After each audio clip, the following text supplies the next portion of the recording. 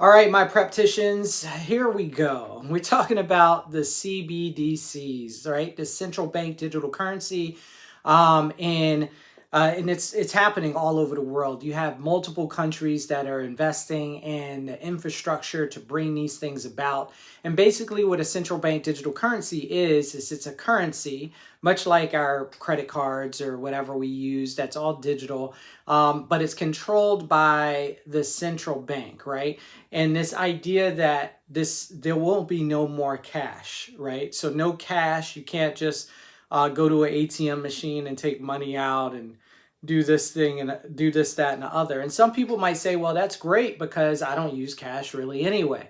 The challenge is that there'll be no more anonymity when it comes down to you being able to buy something without someone somewhere knowing what you have been able to purchase. So let's say going to a garage sale and seeing something and just buying it. Let's say maybe you want to leave a tip somewhere with someone, and you just want to give them that tip and move on, but you want to do it in cash. There'll be no more of that. Everything, every transaction that you make and do will be on a ledger somewhere inside the central bank, and they'll be able to track this movement, your movements from one place to another. And again, there might be some of that happening as it stands now with our use of debit cards and credit cards and things of that nature.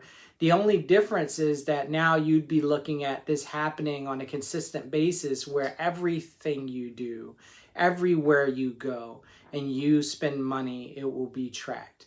And so that freedom of being able to move freely without someone knowing where you're going or what you're doing is just gone. That's going to be a thing of the past. And the positives to this is because we can track where maybe we put an alert out on somebody, an Amber Alert or something. We're looking for a child and we know that child has been taken by a father or a cousin or a mother or something of that nature.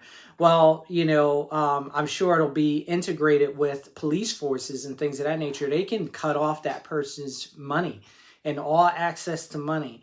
And that works because it'll be centralized. And so the bank or whoever the financial power is on that level will be able to say, okay, yeah, we'll give you access so that we can freeze this thing and then keep these people from being able to use this cash. And so, yeah, maybe that might work in that particular situation. Maybe for people who might be doing certain illicit activities where they are doing things under the table when it comes down to drugs or prostitution or something like that. You'll be able to see those transactions, use that against them in a court of law, and then put them away. However, as we saw with the pandemic, what about a scenario where you say, hey, we have a curfew and we don't want people out past this time, or we want to put regulations on how far people can go away from their house or how far they can travel? Well, when you had a cash society or a dual society where it was cash and credit card, yeah, maybe you might be able to freeze the cards, but as long as this person has cash, they can still move about and they can still do things unless you had police on the street policing the area and keeping you from doing those things. And so now all that'll be gone. So if you say to yourself, oh man, I ran out of baby formula and I have to run to the store. I know it's a curfew, but I gotta go. This thing is an emergency. You'd get there and none of your money would work because maybe they've turned it off due to the fact that they don't want you using money, or better yet, they don't want you moving around, and so they're shutting off everybody's cash. Now, if that sounds super far-fetched, it shouldn't, because recently we had an issue happen in Canada where there were a group of truck drivers that were going to they were protesting and they were going to move into an area and they were going to protest. And the people in charge in Canada decided that they were going to stop this protest. And the way they did it was they approached the financial institutions. Well, first they went to a judge. They got a court order. That judge said, okay, yeah, you can do it. And the order was that you could approach these financial institutions, ask them to stop the flow of cash in these people, or at least cut off their accounts, so that these people could not take out money. So now they couldn't buy fuel, they couldn't travel and feed themselves, they couldn't pay for, food while they were on the road, and that basically halted the whole thing. Now,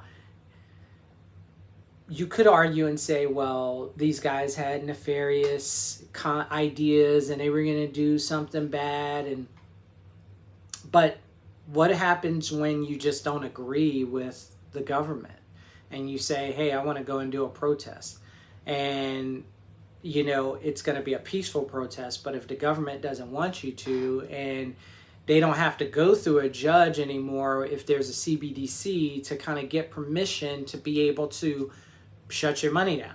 So they can literally just hit the button and stop your cash flow. And that should be very scary.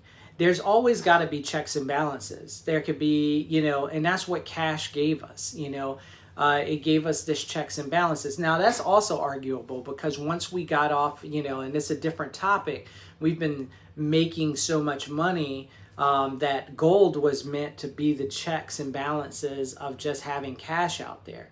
And when the gold standard went away, meaning that for every dollar that was in circulation, there was gold that backed it up, then now it just meant that you can kind of create money out of thin air.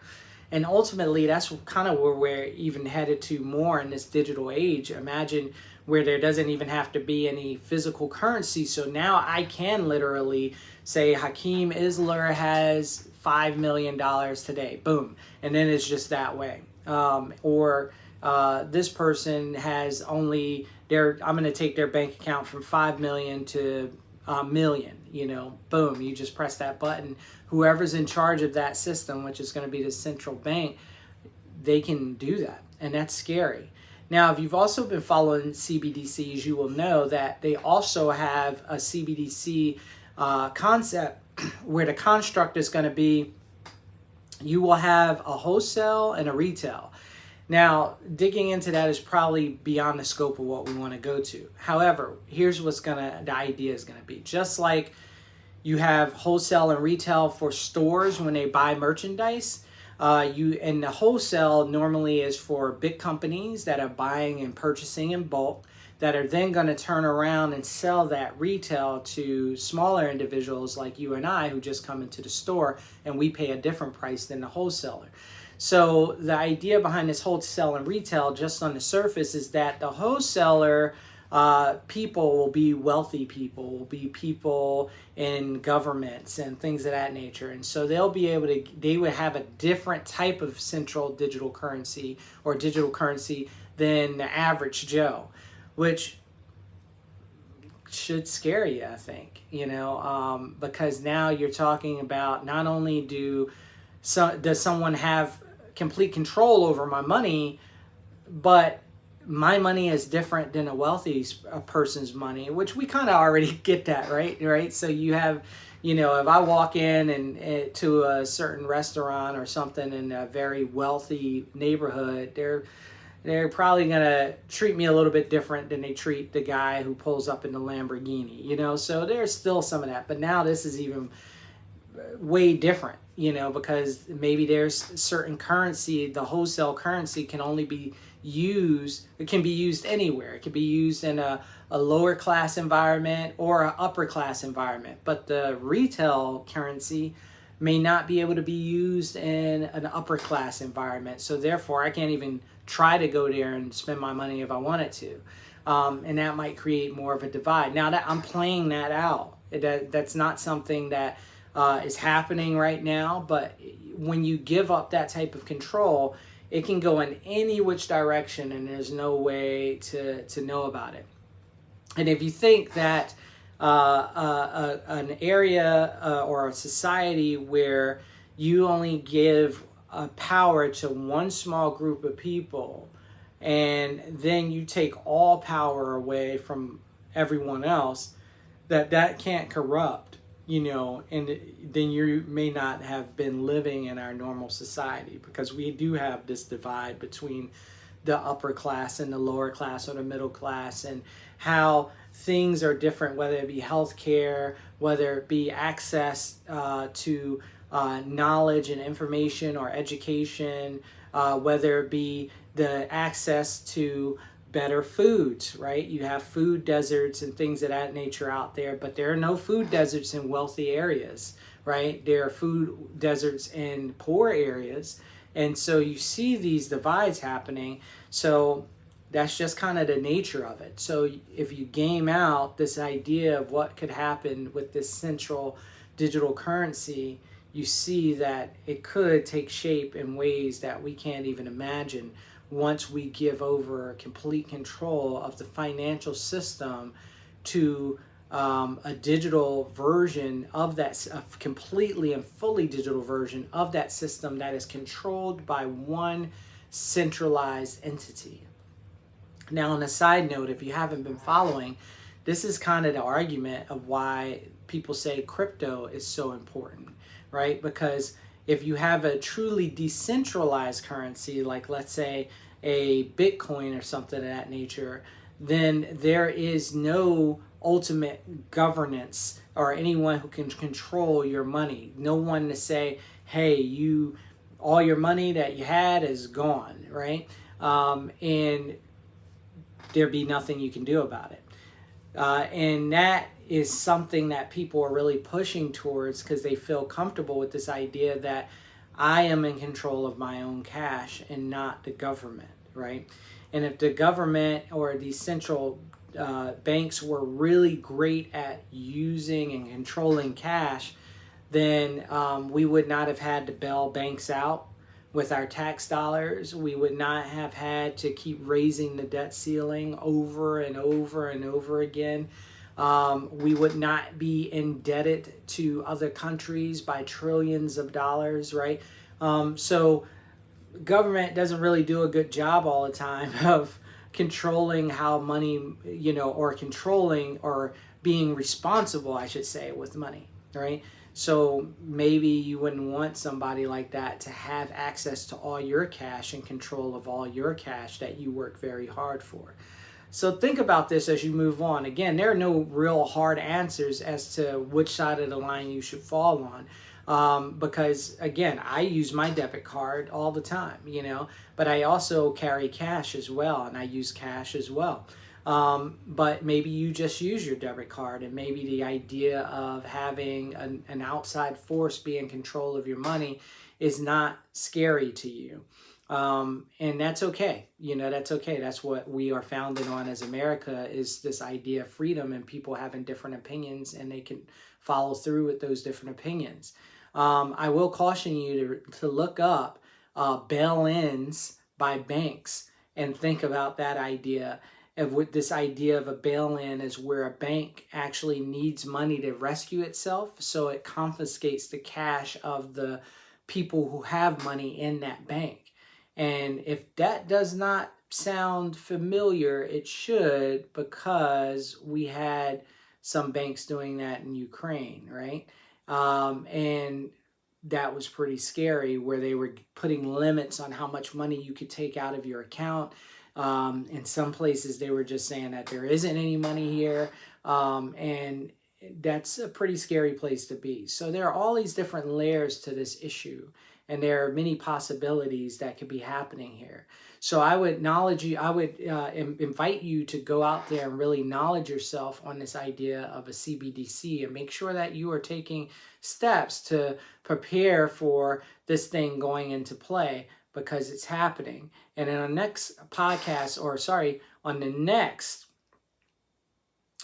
next time we talk, we'll talk about the Fed Now process and the Fed Now programming. And then on the next time we meet, I'm going to talk about the Fed Now program, which is coming out fairly soon. And what's really scary about that is I see it as a way to kind of incorporate or to initiate the opening process of this CBDC, where this initial process of getting this into the mainstream. And that's very scary, because it's not being talked about as, yes, it is clearly a CBDC. It's talked about as a way to help you as the individual out, so that if we ever have another pandemic, we can get you your cash right away. Or if you are on welfare, we can get you that cash right away. And you don't have to wait for the process of paperwork and all that stuff because it's all digital. And that is a really scary thing. But let's see how it plays out. All right, that's it for today, my peeps. And again, thank you for joining us on the Survive University YouTube channel. And then we also have the podcast, so make sure you check that out. And make sure you like and subscribe to this channel. I'm going to be talking about all different things from psychological warfare to physical self-defense to emotional self-defense to wilderness self-defense. We're going to talk about all different types of topics because remember, survival is not just about being in the woods. Survival is about living every day. And in everyday life, we face everyday issues, which encompass a whole magnitude of situations.